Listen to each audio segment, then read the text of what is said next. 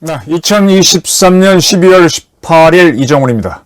북한이 ICBM급 미사일을 오늘 아침에 쐈습니다. 합참의 발표를 보게 되면 12월 18일 오전 8시 24분경 평양 근처에서 동해상으로 ICBM급 미사일을 쐈다. 네, 이겁니다. 네.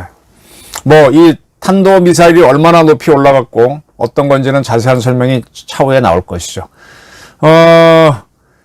어제 12월 17일은 김정일이가 죽은 날인데 그날을 앞두고 북한이 미사일 쏠 거라는 전망이 있었죠. 그래서 17일 북한이 단거리 미사일을 쐈습니다. 쏘고 나서 바로 ICBM급 미사일을 또 쐈습니다. 이걸 어떻게 해석해야 되느냐. 북한은 17일 날 김정일이가 죽은 날 단거리 미사일 쏘기 전인 17일 날 이런 성명을 발표했습니다. 북한 국방성이죠. 예. 12월 15일 미국에서 한국과 미국 사이에 NCG 핵협의그룹 2차 회의를 열었습니다. 그것을 언급하며 한 해 동안 조선반도 지역 정세를 흔들어 놓던 미국과 대한민국 군부 깡패들이 연말을 핵전쟁 시연으로 마감 지으려 하고 있다. 유사시 북한에 대한 북조선이겠죠. 핵무기 사용을 기정사실화하고 그 실행을 위한 작전 절차를 실전 분위기 속에서 검토하려는 노골적인 핵대결 선언이다. 라고 비난했었습니다. 네. 17일 날 밤 이런 성명을 발표하면서 단거리 미사일을 발사했습니다. 김정은이 죽은 몇 주기죠? 2012년에 죽었으니까 11주기인가요? 네. 그때 상당히 추운 날 죽었는데 저는 북한이 미사일 쏜 걸 보면서 다 아시겠지만은 17일 날 같은 경우 바람이 제법 셌죠. 날이 추웠습니다. 미사일을 쏘기 좋은 날은 아니죠. 우주 발사 같은 거는 잘 안 하는 날인데 단거리 미사일도 쏘고 ICBM도 쐈습니다. 결국 무슨 얘기인가 하면은 날씨에 구애받지 않고 쏠 수 있을 만큼 북한의 미사일 실력이 발전했다는 거죠. 그리고 둘 다 고체 연료 로켓을 쓴다는 게 확인되는 겁니다. 액체 연료였으면 쏘기 어려웠을 겁니다. 그래서 북한이 ICBM을 발사할 수 있는, 그 다음에 대한민국을 때릴 수 있는 단거리 미사일을 모두 갖췄다. 그리고 그거는 모두 다 고체 연료를 사용한다는 게 지금 확인되고 있는 거죠. 저는 이러한 거를 보면서요, 뭐를 읽어내느냐. 김정일이가 죽은 게 2011년 12월 17일이네요. 그러니까 12주년이 되네요. 네. 김정은이도 이제 적당한 때 죽게 만들어야 되는데. 자, 북한이, 이재명 대표가 북풍, 총풍을 걱정했는데 북한이 일으켰습니다.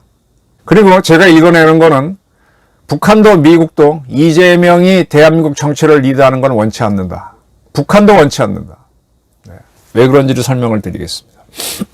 먼저 미국의 입장입니다. 저는 미국이 지금 북한을 상대로 암스레이스, 군비 경쟁을 걸고 있다고 봅니다. 뭔가 하면은 미국 계속 지금 이제 우크라이나 러시아 전쟁이 터졌고, 그 다음에 이스라엘하고 하마스가 지금 싸우고 있고, 또 대만 해협 문제도 있는 상태에서 여차하면 터집니다. 이런 상태에서는 대화를 어떻게 해갖고 위기를 막는 건 어려워요. 오히려 대화를 시도하면 얕보고 공격을 할 수 있기 때문에 계속 군사적인 군사력을 전개해서 압박을 가해야 됩니다. 지금 미국이 이번에 부산항에 집어넣은 게 공격 원잠을 보내왔죠. LA급인가? 무슨 버지니아급인가? 네. SLBM은 탑재하지 않은 토마호크를 탑재하고 있는 공격 원잠을 부산항에 보냈고요. 또 얼마 전에는 오하이오급 전략 원잠을 또 우리나라에 보낸 적이 있습니다. 이런 식으로 계속 B-52도 오고 이렇게 보내게 되면 북한도 쉽게 도발을 하지 못하죠. 대신에 한반도의 긴장은 확 올라갑니다. 올라가면서 북한도 그런 전개를 하기 위해서 군비를 많이 쓰게 되죠. 군비를 많이 쓰게 되는 과정에서 결국 경제력이 뒷받침하지 못하는 쪽이 이제 터지게 됩니다. 그렇게 되면서 소련이 무너졌고 동일호 공산국가가 무너졌습니다. 중국도 마찬가지죠. 지금 대만 해협에서 지금 뭐 사적인 자리에서 가보면 저한테 많이 묻는 질문들이 지금 중국에서 찍어내는 군함이 미국보다 많다. 미국을 능가할 것이다. 라고 굉장히 걱정들을 많이 해요. 네. 지금 중국이 해군력에 있어서 확실히 밀리기 때문에 굉장히 지금 군함을 많이 만들고 있습니다. 미국도 스트레스를 받을 정도죠. 근데 미국은 자기네 법 때문에 미국 안에서만 군함을 건조해야 되는데 미국의 조선 사람은 다 죽었거든요. 지금 조선 사람이 센 나라는 우리하고 일본 뭐 이런데 중국도 세고 중국은 조선업이 세니까 군함을 찍어내는데 그래서 미국이 지금 한국과 일본에 대해서 군함을 건조를 하고 무기는 자기네 것 탑재하면 되잖아요. 그런 식으로 바꾸고 싶어 하는 것 같은데 일단 자기네 법을 바꿔야 되겠죠. 뭐 그런 문제가 있을 정도로 중국이 열심히 군함을 찍어내고 있습니다. 그리고 이제 북한 같은 경우에는 그 일루신 수송기를 토대로 조기 경보기라고 하는 게 있잖아요. 조기 경보기가 사실 별거 아닙니다. 우리가 운영하는 피스아이 같은 경우는 미국의 보잉이 운영하는 민항기 중에 737이 있고 707이 있고 그런 중형기들이 있지 않습니까? 그 다음에 더 작은 거는 뭐 봄바르디에라든지 또는 뭐 그런 비즈니스 제트 같은 게 있습니다. 그런 여객기 같은 거에다가 레이더를 올리면은 그게 조기 경보기예요. 그 보잉의 737은 아니고 727인가 거기다가 레이더를 올린 게 그게 지금 피스 아이죠. 스웨덴 사브 같은 경우는 사브가 레이더를 만들고 그 비행기는 뭘 쓰더라? G550을 쓰던가? 네. 이스라엘도 뭐 그런 개념, 에리가이도 사브의 에리가이도 그렇고 뭐 그런 개념입니다. 지금 북한이 일루신 수송기에다가 레이더를 올려서 경보기를 만들려고 하는 움직임이 있는데 그렇게 하게 되면은 지금 쟤네들이 가장 두려운 게 대한민국에서 발사될 수 있는 여러 가지 순항미사일, 탄도미사일이야 높이 올라가니까 레이더로 잡겠지만 순항미사일은 쫙 붙어서 오니까 못 잡거든요. 하늘에 떠서 봐야 되는데 이제 그런 걸로 이제 북한이 대응하는 거죠.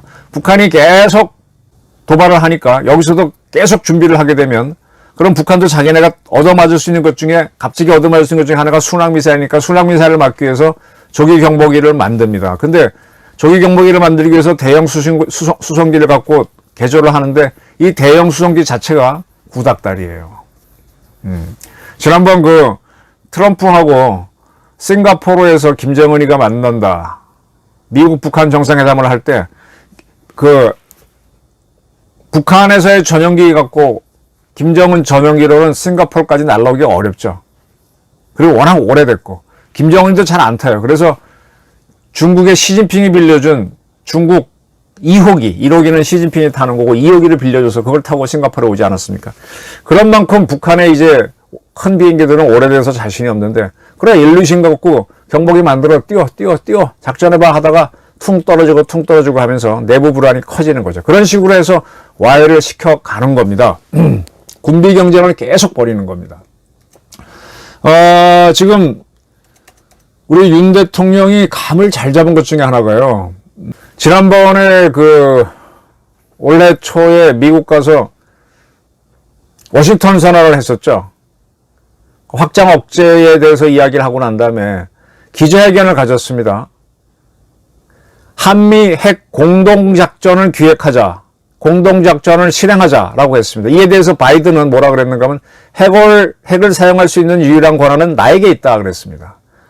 그건 맞는 말이죠. 핵은 미국 거니까 미국이 사용할 권한은 자기에게 있다 얘기했고 윤 대통령은 한미가 핵 공동작전을 기획하고 실행하자라고 얘기했습니다. 이때만 해도 이게 뭔지 잘 몰랐을 거예요. 이게 지금 김태효 차장이 왔다 갔다 하면서 이게 핵작전이라는 개념으로 만들어내서 한미가 핵작전을 같이 하자 이겁니다. 지금 한미연합사는 작전계획 5027이 있다가 이제 지금 5015까지 이제 나왔는데 5015는 사실 우리가 만든 작전계획이고 이 작전계획은 핵을 쓰지 않는 작전계획입니다. 한미연합사 자체는 핵을 고려하지 않고 만든 전투사령부라고 보시면 되고 미국의 이제 Combatant Unified Combatant Command 통합 전투사령부가 몇 개 있죠. 인도 태평양 사령부, 유럽 사령부 있는데 그 중에 하나가 전략사령부, 스트래티지 커맨드입니다. 거기서 핵전쟁을 준비하고 핵전쟁 작전 계획을 짭니다. 그래서 북한하고 핵작전을 한다면은 미국의 스트래트컴이 작전을 짜야 되는 거죠. 그 작전 계획하고 한미연합사 작전 계획하고 서로 연동이 돼야 되는 거죠. 그래서 내년에 열리는 을지훈련에서 처음으로 이제 미국이 주도해서 만든 핵작전 계획을 그거대로 한번 연습을 해보는 겁니다. 북한이 핵을 쐈다고 했을 때 우리는 어떻게 대응하고 어떻게 카운터 블로우를 가할 것인가. 그거대로 연습을 해보고 부족하면 또 연습을 강화하거나 계획을 바꿔서 현실성 있게 만들어가는 겁니다. 윤 대통령이 이거 뭐 둘이 바이든하고 서로 맞춰서 했는지 그건 알 수가 없지만은 한미 핵 공동작전을 기획하고 실행하자라고 얘기하니까 바이든은 핵 사용 권한은 나한테 있다라고 응답해서 서로 어긋난 것 같지만 사실은 짝짝꿍이었죠. 예. 그리고 김태호 처장이 왔다 갔다 하면서 이번에 NCG 2차 회의에서 핵작전 계획을 만들어서 내년 8월 을지훈련 때 하겠다. 이런 것들이 나왔을 때 북한의 애널리스트, 정보 파트 있는 친구들은 읽어내죠. 그래서 이제 자기들도 ICBM을 강화하고 고체 연료를 쏘고 하는 건데 마침 김정일 사망 12주기를 맞아서 또 요렇게 또 이미 김태효 씨가 미국 가기 전에 북한이 ICBM 쏠 것 같다라고 갔잖아요. 이게 무슨 얘기인가 하면 미국이 정찰 위성으로 보고 있고 또 미국의 NSA가 감청을 해서 이제 그게 서스라 K 한국에 와 있고 서스라 K가 한국에서는 37 부대하고 북한을 같이 감청을 하죠. 하고 위성으로 보고 그 다음에 이제 여러 가지 방법으로 이제 북한을 해킹하면서 정보를 구하면서 북한이 쏜다라는 거를 알고 있는 거죠. 한미 관계가 좋으면 미국은 쏠 때 알려주고 좋지 않으면 쏠 때 알려주고 좋으면은 며칠 전에 미리 알려줘서 우리가 대비할 수 있도록 추적할 수 있도록 하는데 지금은 상당히 좋은 관계입니다. 지금 이제 미국은 한미 관계는 윤석열 정부가 들어서서 복원된 다음에 지난 8월 달에 캠프 데이비드에서 기시다 일본 총리까지 불러서 한미 관계를 한미일 관계로 확장시켰잖아요. 그리고 지난 11월에 에이펙 회담이 있었습니다. 여기에서 다시 그때 뭐 시진핑이가 우리 윤 대통령은 안 만나주고 기시다를 만나고 그 다음에 바이든하고는 오래 만난 것 때문에 야당은 윤 대통령이 뭐 중국에 대해서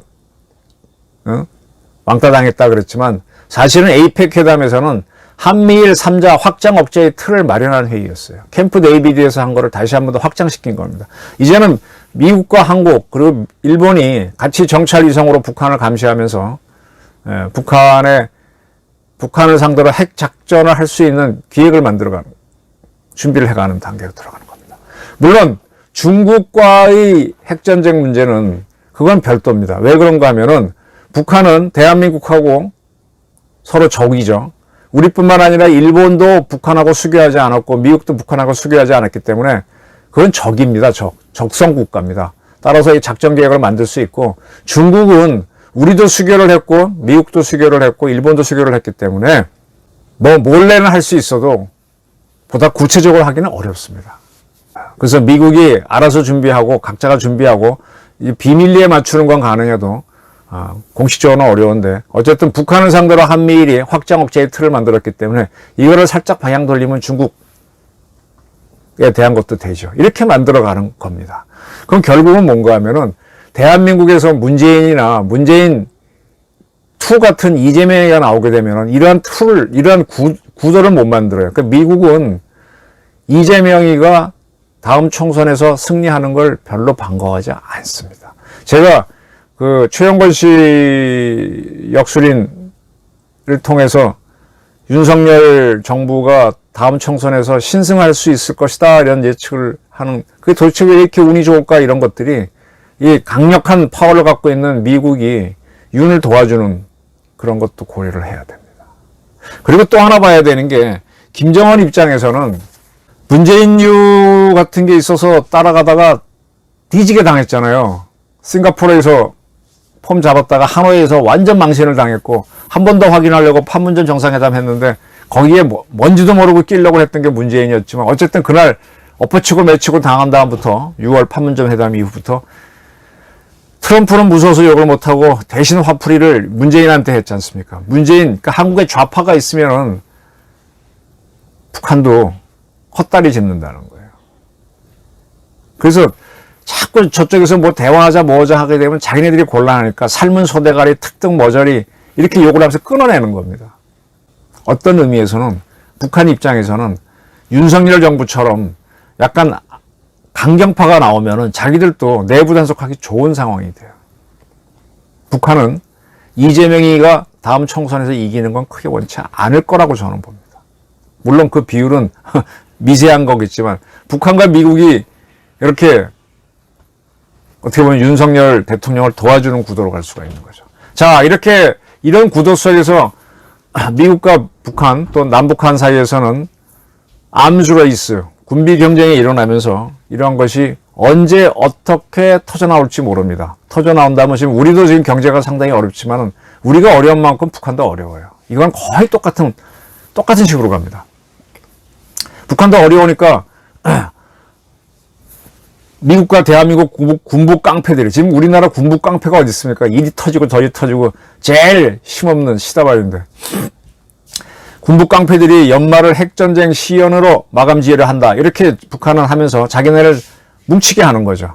그래서 이런 걸 쏘게 되고 이걸 미국이 알기 때문에 공격 원장을 한국에 집어넣고 모집 계속 하는 거죠. 그 다음에 한국에 대해서는 한국이 갖고 있는 고체 연료 로켓을 가지고 우주 발사까지 할 수 있도록 길을 열어줌으로 해서 한국은 지난번 제주도 앞바다에서 바지선을 이용해서 국방과학연구소가 고체 로켓으로 소형 위성을 쏘아 올렸습니다. 이제 이런 것들을 쏘아 올리면 제대로 된 위성이 올라가는 정찰 위성 5개 하고 기존에 올라가 있는 아리랑 시리즈들이 미국의 정찰 위성, 일본의 정찰 위성과 더불어 북한을 계속 감시하면서 북한만 감시하겠어요?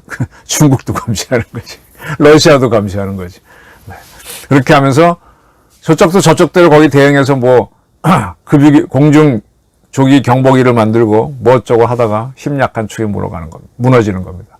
하마스와 이스라엘 또 러시아와 우크라이나처럼 쉽게 전쟁하기는 어려워요. 여기는 너무 펀치가 세기 때문에 쉽게 어렵습니다. 쉽지 않습니다. 뭐 하나 잘못 건드렸다가 천안함 같은 거 건드렸다가 우리도 경험이 있기 때문에 다부지게 덤벼들면 북한도 애를 먹거든요. 또 중국도 애를 먹고. 그때도 보면 후진타오가 우리 이명박 대통령한테 딱 잡아떼고 반격하지 말라고 압력을 넣었었잖아요. 이재명이 걱정하던 북풍, 북한이 일으켰다. 이재명, 북한 비난할래? 이재명은 북한도 미국도 원하지 않는다. 이것이 제가 읽어내는 북한의 미사일 발사의 정책입니다. 그리고 그 밑에는 북한을 상대로 한미일이 군비 경쟁을 하고 있다. 계속 긴장을 올리고 있다. 그건 북한도 원하는 바지만 이때 힘 약한 쪽이 무너지면서 한반도에서 국제정치가 깨져나가거나 그게 깨져나가면은 대만의 해협에서 깨져나가겠죠. 그러면서 세계는 1990년에 있었던 냉전, 유럽 냉전 종식처럼 또 한번 국제정치가 요동칠 수도 있다. 그런 전망을 장기적으로 해봅니다. 이런 상황이기 때문에 다가오는 총선에서 이재명이 이끄는 민주당은 어려울 수도 있다라는 전망을 조심스럽게 같이 해봅니다. 네, 감사합니다.